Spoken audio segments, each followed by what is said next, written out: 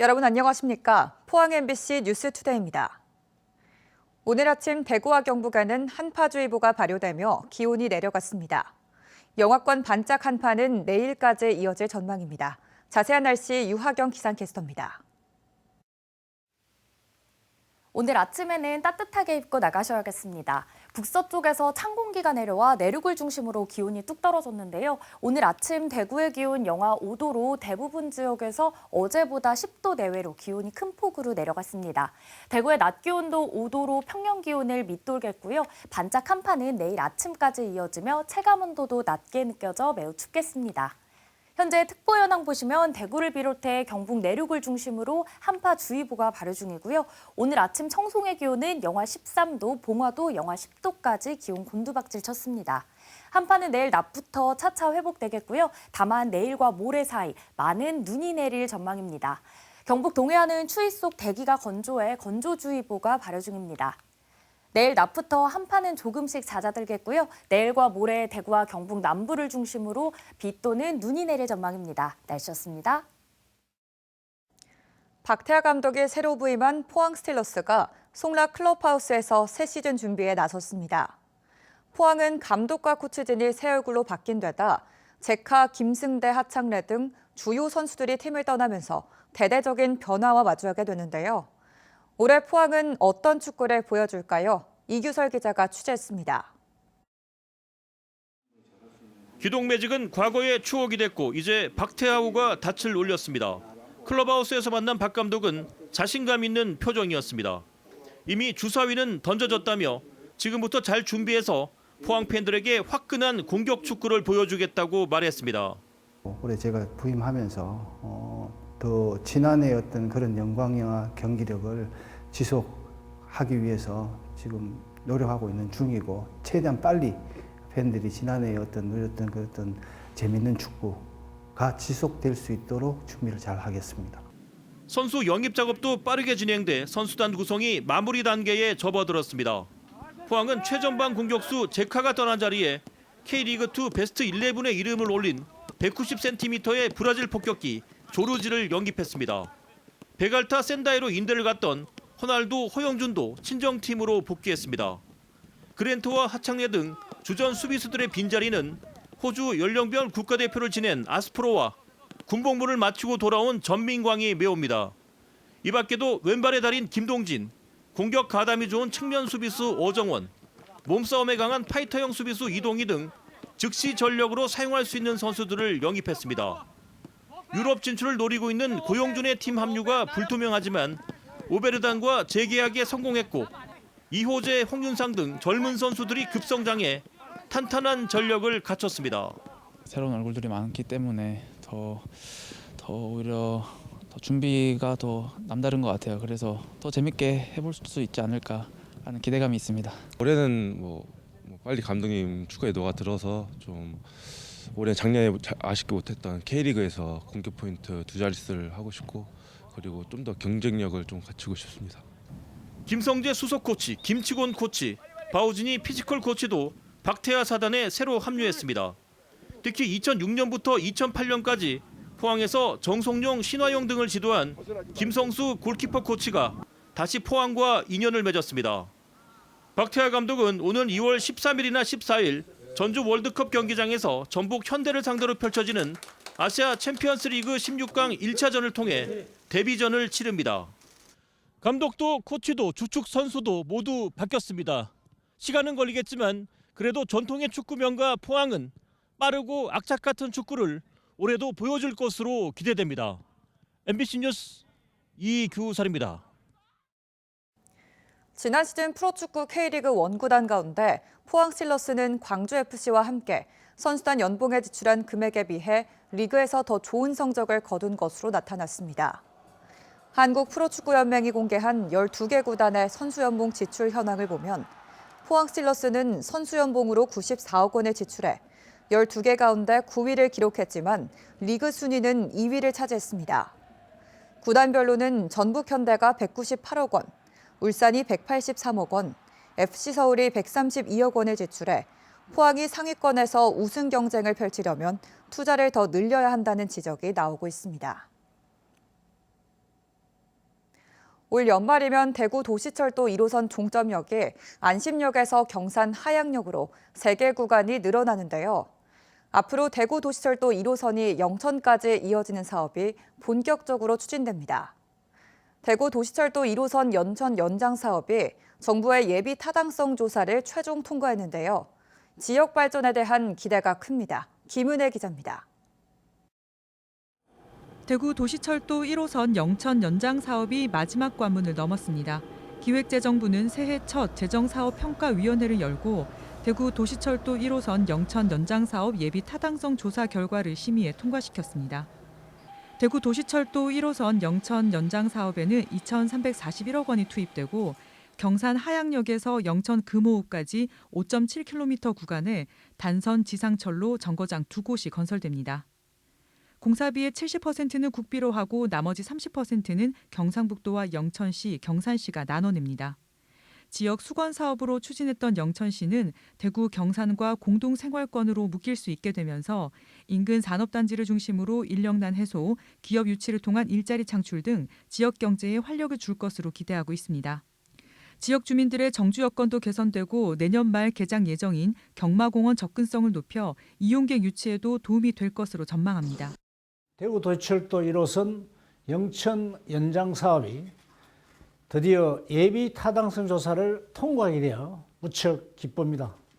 그동안 예타 통과를 위해 함께 협력해 주신 시민 여러분께 깊은 감사를 드립니다. 조기 착공을 위해 최선을 다하겠습니다. 대구 도시철도 1호선 영천 연장 사업은 빠르면 2025년까지 설계 등 관련 용역을 끝내고 2026년 착공, 2029년 준공과 시운전을 거쳐 2030년에 개통될 예정입니다. MBC 뉴스 김은혜입니다.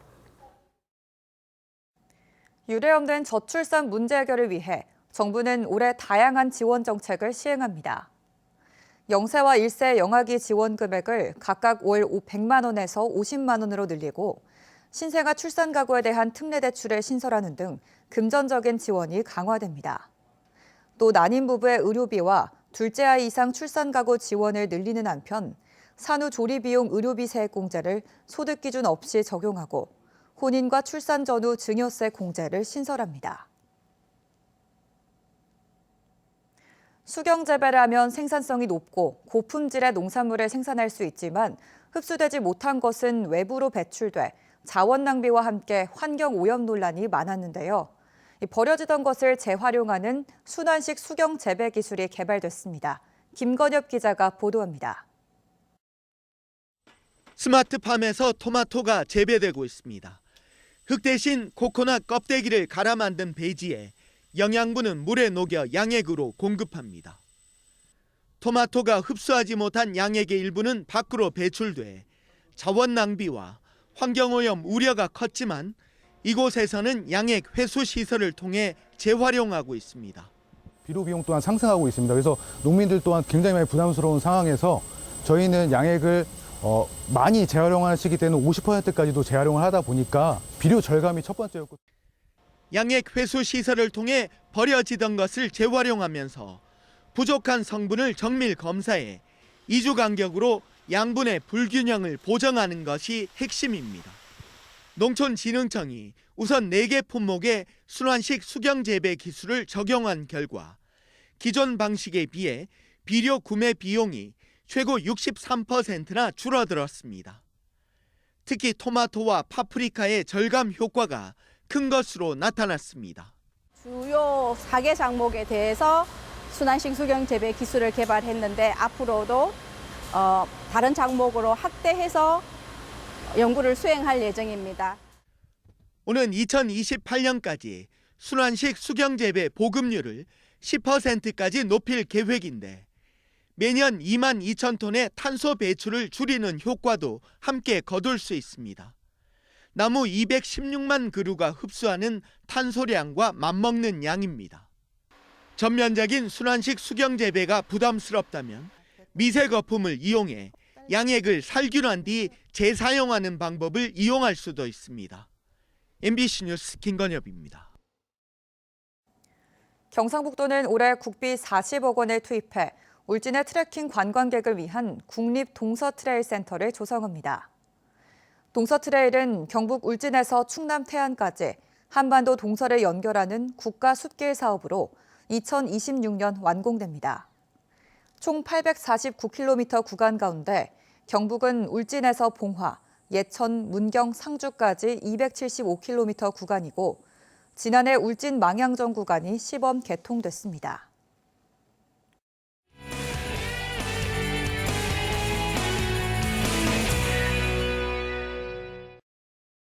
경북 지역 학생들이 직접 제작한 MBC 청소년 리포트 시간입니다. 구미의 한 초등학교는 학생들이 학사 일정에 직접 참여해 다양한 학교 행사를 학생들 손으로 직접 진행하고 있습니다. 최근에는 개교 100주년 축제도 학생들이 직접 기획해 열었다고 하는데요. 이가영 MBC 어린이 기자가 전합니다. 병설 유치원 아이들이 경쾌한 음악에 맞춰 귀엽고 깜찍한 율동을 선보입니다. 그 모습을 바라보는 부모님의 얼굴에 미소가 가득 피어납니다.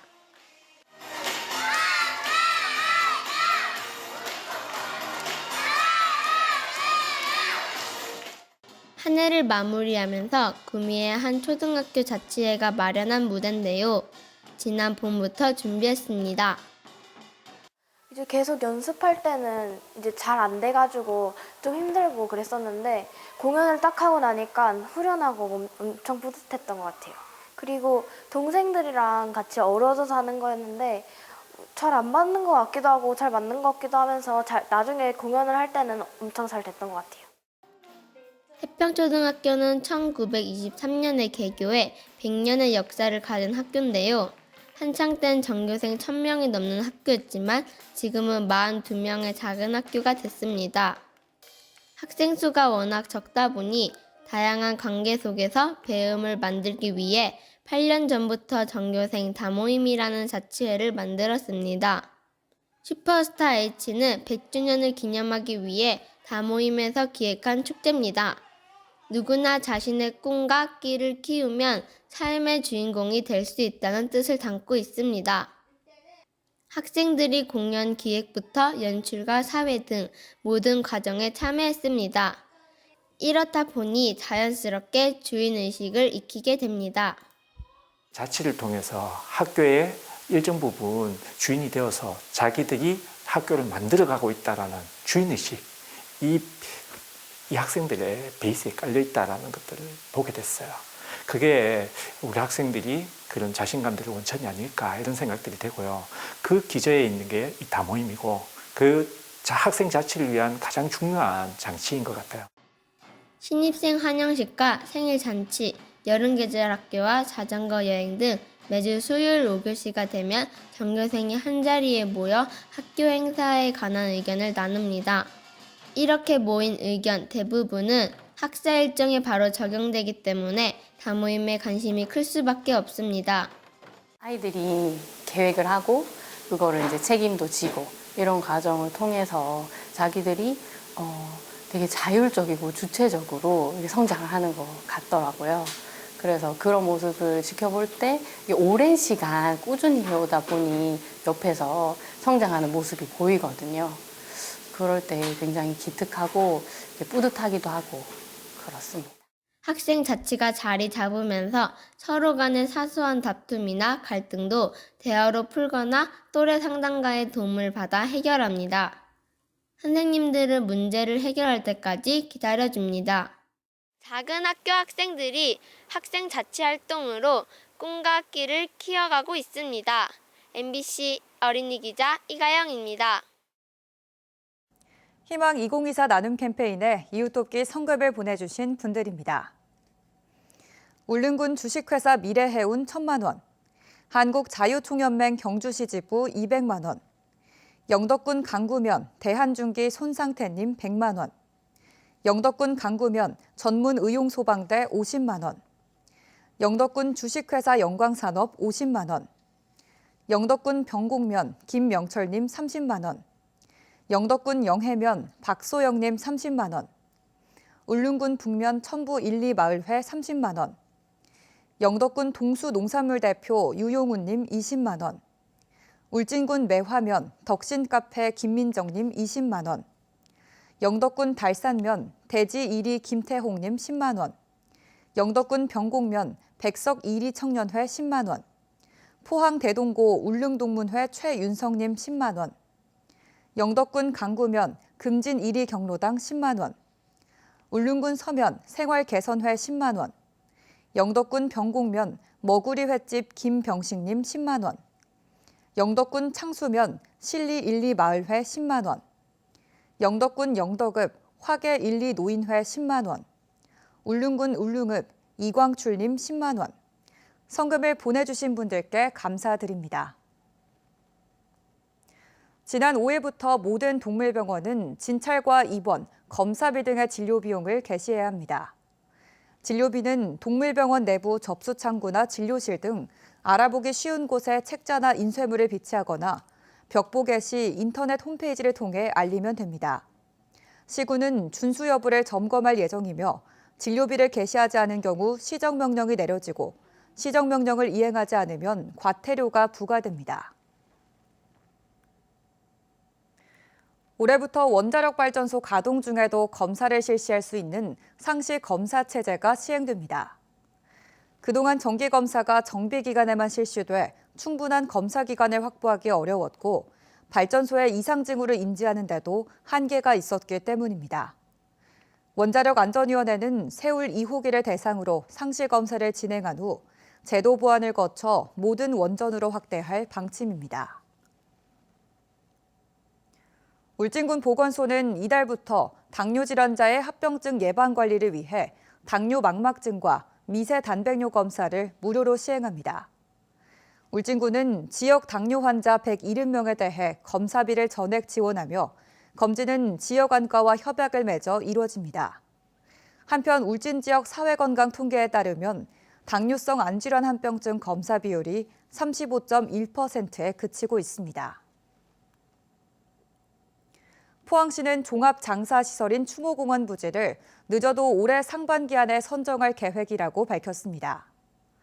포항시는 유치지역 지원금을 높여 지난해 하반기에 실시한 재공모에서 7개 지역이 신청했으며 공모 마감 이후 몇몇 지역 주민들이 반대 의사를 밝혀 신중하게 사업을 진행하고 있습니다.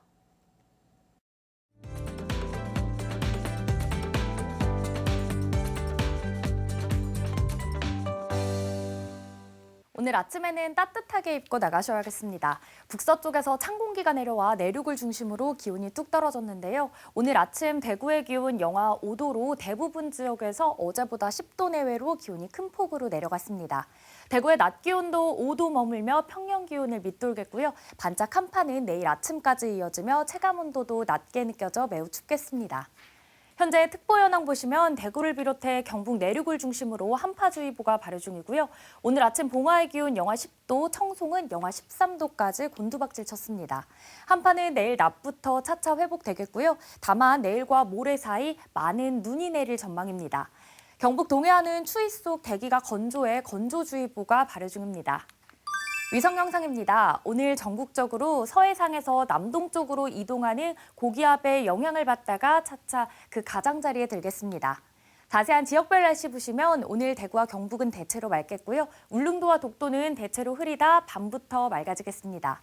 현재 먼바다를 중심으로 풍랑주의보가 발효 중인데요. 바다의 물결은 0.5m에서 최고 2m로 잔잔하게 일겠습니다. 오늘 아침 어제보다 쌀쌀합니다. 현재 대구의 기온은 영하 5도, 김천은 영하 10도로 출발하고요. 낮에는 대구 5도, 김천은 4도 예상됩니다. 안동의 아침 기온은 영하 9도, 청송은 영하 13도까지 뚝 떨어져 있습니다. 낮에는 안동 2도, 청송은 3도에 그치겠습니다. 경북 동해안은 건조주의보가 발효 중이고요. 포항의 아침 기온은 영하 4도, 낮 기온은 5도 전망됩니다. 내일 낮부터 한파는 조금씩 잦아들겠습니다. 내일과 모레 대구와 경북 남부를 중심으로 비 또는 눈이 내릴 전망입니다. 날씨였습니다.